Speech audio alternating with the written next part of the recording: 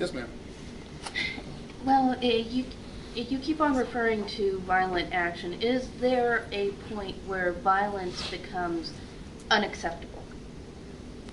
There's lots of points where violence is unacceptable. It's counterproductive. So basically, it's just the point where it gets counterproductive, not anything else. It's situational. Violence is a tactic. It's not a principle. It's not a test of purity. I believe in armed struggle. I participated in armed struggle. I'm getting old and feeble, but I might just do it again, okay? I've been an activist for 35 years, and in that 35 years, probably 95% of all the political action I've engaged in has been what would come under the rubric of nonviolence. I simply do not foreclose the option, and you are not going to run your guns up and intimidate me because I got guns of my own and I'll use them. Okay? You'd be amazed at how much violence that actually averts. Yeah? Yeah. If you understand your opponent, as most of us at least rhetorically do, to be absolutely amoral, if not actively immoral, why would we appeal to the moral sensibilities of our opponent and expect to be safe in political engagement from the infliction of violence, even up to the point where we became effective enough to transform them, put them out of power? They're not going to allow that to happen, obviously. Now what are you going to do? Back down or move forward? If you move forward at the point you're actually threatening, they will kill you. Once you're dead, you're no threat. How do you move forward?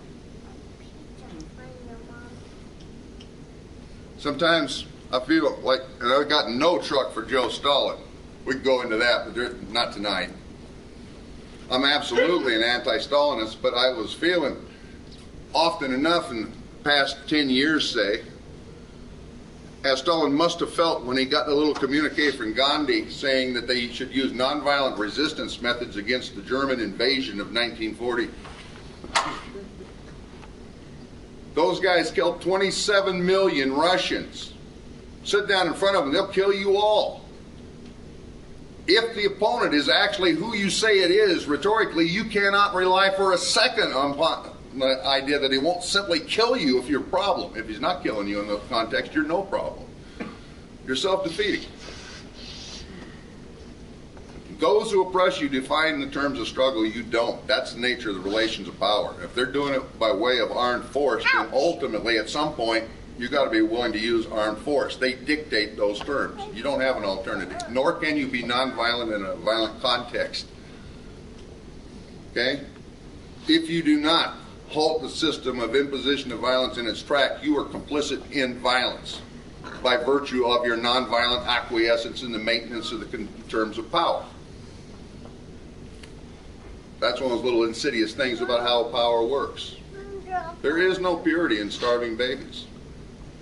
The only point is to win, to make that stop, and that constitutes the win. Well, that's a very immediate thing, preventing the starvation of the babies. What do you have to do structurally to prevent or preclude that from happening, not only now but ever? Can I pose a question? Sure. Okay, and then I'm going to let you respond to it, but I'm going to pose it and see what comes back from the group. There's this saying that's kind of fashionable out there now in the political arena, in the oppositional political arena. All right? Actually, there's two of them that go to the same thing, but I'll just take the one that works best for my purposes. All oppressions dance upon the same stage. You heard it? Mixed reviews here. Well, I can tell who the really politically cutting-edge rhetoricians are by the nodding heads and everybody else looking blank. Think about it for a second. All oppressions dance on the same stage. Now, here's the question. If you're going to be effective in combating oppression, do you combat the individual dancers on the stage, or you try to yank the stage out from under the oppressions? Burn the stage. What?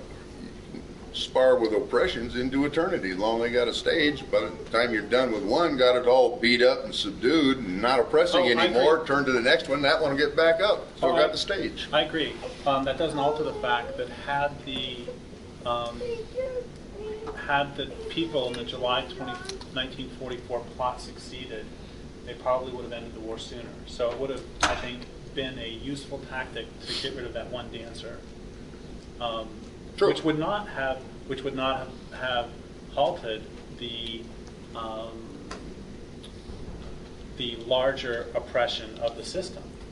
All I'm saying is that at the same time, here's what I'm trying to say: at the same time that you're blowing up the stage, it can sometimes be helpful to take out a dancer or two on the way before you do that.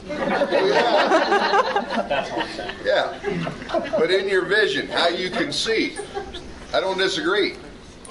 And it actually ties back to something that was said a little earlier. Okay? But you used a term other than I would use. Band-aids. But they could be Band-aids. I like the imagery. Okay? But I would call them tactics. You got arena tactics, engagements. You know they're not going to accomplish the big result. They engage. If you engage your tactics correctly, you can ultimately accomplish a strategic result, but you got to have that bigger version to fit your tactics into. We're doing this, and maybe something else too, and the whole idea is to bring this entire municipal government to a halt, say. But that's not going to stop the bigger one. You got to have a vision. All right? You got to have a mesh of tactics. You do what you can do, and that's probably combating the dancing oppressors. Okay, but you can't lose sight of how those tactics fit into the ultimate goal, which is to eliminate the stage. And we got people who accomplish minor results, and that's to be commended, but then they declare victory. And see, that was just a step along the way to the larger goal. And what is the goal? What is the stage here? Where we are. Not in some cosmic historical sense. Where we are right now. What's the stage upon which the oppression dances? Capitalism. Industrial civilization. Okay. We're in the centerpiece of both. Okay? But the functioning edifice that allows that to work, and this may be a transient phase, it may be it's getting phased out. That's another discussion. Right now, the state entity, which allows the corporate predation, structurally speaking, is the stage. All the oppressions dance on it. But those entities stand on something else. Let me put it to you this way. If there had not been conquest and ongoing colonization of indigenous people whose land this is, whose rights have to be denied in terms of their sovereignty, but in terms also of their basic human, fundamental human rights, natural rights, if you will. If those were not violated, where then would the entity, corporate, state, or otherwise, known as the United States, be? Yeah, it has no being other than the imposition of that colonial domination upon native North America. There is your stage. If you took the entire rest of the progressive agenda, however you want to articulate it, with racism, with sexism, with gender bias and oppression, with ageism, with classism, with environmental devastation, with militarization, you know all the isms. Every single one of them. Add them all up. And just fantasize for a moment that the power of the people, which could never be defeated when it was united, had prevailed, and every one of those isms had been repealed. And we had an anti-racist, anti-sexist, anti-classist, anti-ageist, non-militarist, environmentally protectionist society on our hands. You know what?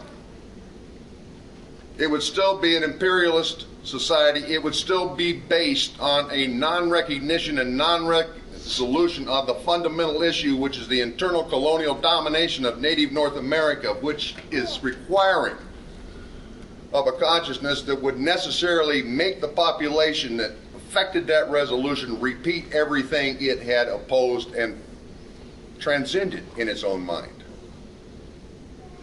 If, on the other hand, you resolve that issue, if you make that the priority, restoration of rights and jurisdiction to the people whose land this is, in every area where there is not a voluntary and consensual alienation of property title,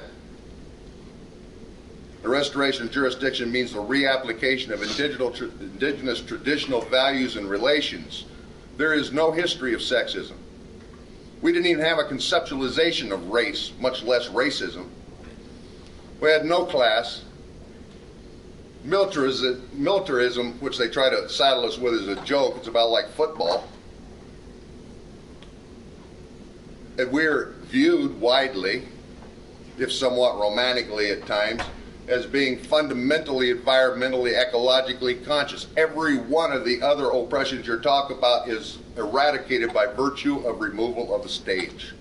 So you take all those vectors of activism, but you frame them in terms of a consciousness of an overall goal which goes way beyond battered women's centers, policing the police, basic litigation to control the corporate dogs. All of those various vectors of activism you can see, if they are coordinated in a way consciously designed to achieve the one reasonable goal, which is not the U.S. out of Iraq, which is not the U.S. out of Afghanistan, which is not the U.S. out of Central America or the Caribbean or Southern Africa or Southeast Asia, or you can take them all off, and we've had the U.S. out of every one of those as a slogan during my experience as an activist, and I've supported everyone. But we can actually get to the one that makes sense, which is U.S. out of North America. U.S. out of existence, in other words, U.S. off the planet, and that is the impossible goal, which is the only realistic option if we are going to do what it is that ultimately we have to get done. Otherwise, we just end up replicating the same thing over and over. Okay, your turn. Now, was that revolutionary? I don't want to overthrow this government. Share the mic. Don't want to overthrow this government. Yo, I will. Don't want to overthrow this government. Don't want to see anybody, my own included, in charge of it. Don't want it to be there when it's done. Now, is that revolutionary or what? I guess we could talk about how we define revolutionary. I mean, I agree with your goals. Okay, I had like 4 things earlier. One of them is Gandhi also wrote to Hitler asking him to stop, and was evidently surprised when he didn't. And after the war, he wrote that what the Jews should have done is either offer themselves to the butcher's knife or jump off a cliff. So that's the first thing about that. So he wasn't writing; he was pen pals with others besides Stalin. Yeah, no, that's good. So the next thing is that when I think about fighting or fighting back, I think of a couple people. One of whom is Nathan Bedford Forrest, who was a horrible racist and also a very good general. And somebody asked him once how he won so many battles. And he summarized all of military strategy into 6 words: get there first with the most. And what that means is get there. You choose the battlefield first. You choose the time with the most. You have to have local superiority. And this is true on every level, from a physical battlefield to who chooses the battlefield of voting. Who made that choice? Who chooses the court system? Who chooses? And it's true in discourse. When I write, I try, this is one reason my books end up so big, is I try to anticipate every argument that can be made against it before the reader gets to it. So I try to get there first with the most arguments, so that they don't come at me later and say, you missed this point right here. So that's just generic. That's how I attempt. I'm also not saying, by the way, that all discourse is battle, but in combative discourse, I attempt to keep that in mind. Get there first with the most. And I don't want to limit it to discourse. Achieve local superiority, which is why the thing in Chicago was bound to fail.